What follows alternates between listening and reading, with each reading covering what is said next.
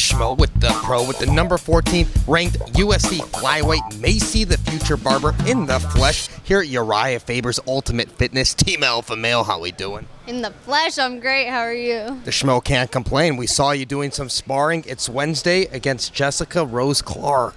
Yeah, for sure. We're both fighting on the same card, International Fight Week, so I'm just so excited.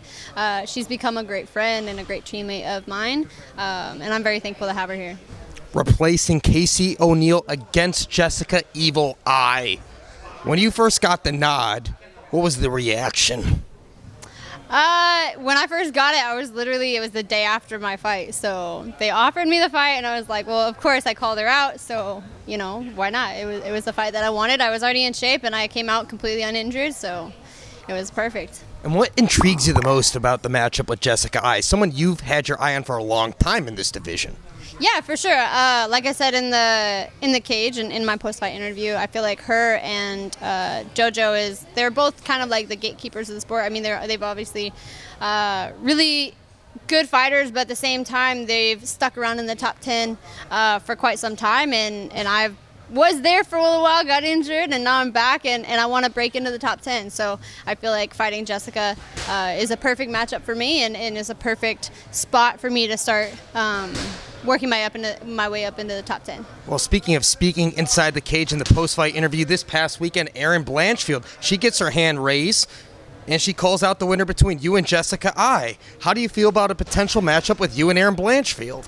For sure. When I saw that fight, I was like, watch, she's going to try and call me out. And my reaction is, sure, I'll beat her up, but it's just not, she's not at that place yet, Like, I'm already fighting up ahead, and why would I fight backwards to fight her? She's got to work her way up first. How much work do you think she has to do in order to be at the level that you feel you're at right now? For me, I just feel like we're at different phases. I'm going to be top 10, and she just broke into the top 15 after 2 fights in the UFC. She's got to get a few more fights. I'm on a different path, and we're both young. Like I said, we're both on the way up, but right now I'm just at a different phase of my career. So for me to say how many fights she needs, I don't really know. But I definitely know that I'm not going to go backwards. I'm going forwards, and she's not in front of me. She's behind me. You break into the UFC, you got the confidence, saying that you're going to be the youngest champion, you're going to beat John Jones's record. Obviously, we had some setbacks with injury, but how do you keep the positivity and the mindset moving forward with all the goals that you have for yourself? Yeah, just like I told you, I might not be the youngest champion ever, but I could definitely be the youngest female champion. That's another goal of mine. That's another plan. Right now, it's fighting Jessica Eye, beating her up, getting a finish, getting a win, and then moving forward and taking on the next one. This weekend in Singapore, you have the champion Valentina Shevchenko against Talia Santos. Valentina, she's been so dominant. Do you expect the same type of results this weekend here in Singapore? I do. I don't really see a whole lot coming from Talia. Honestly, I didn't really know who she was coming up into this matchup.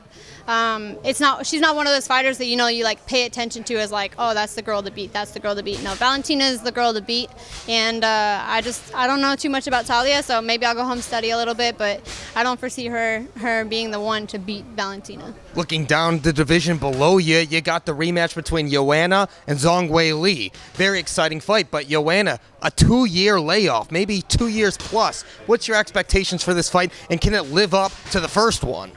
To be honest, I was so excited. I woke up this morning, I was on Instagram, I saw the face-offs between Joanna and Wei Li, and I was like, dang, I'm so excited because Joanna is one of those people that, like, when you think of women's MMA as a whole, like, you don't think of women's MMA without thinking about Joanna. And for me, I got to train with her when she was getting ready. She came out to Denver a long time ago when I was not even, like, fighting yet. I was just training to be a fighter, and I'm very excited to see her go out there and perform. It's definitely been a long time, so it'll be nice to see and interesting to see how she does. Would you consider her the greatest strawweight in UFC history?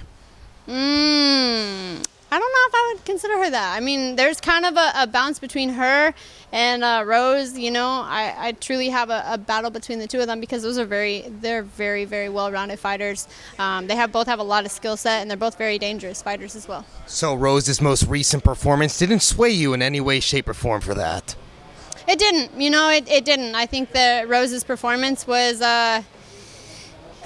everybody has an off day, you know, like I'm not going to speak on Rose's performance, say it was good, say it was bad, because everybody has an off day, and that could have been her off day, you know, maybe she stuck to her game plan, you know, just like she said she stuck to her game plan exactly how they planned it out, and I truly feel like, you know, she's going to come back and evolve and learn from that.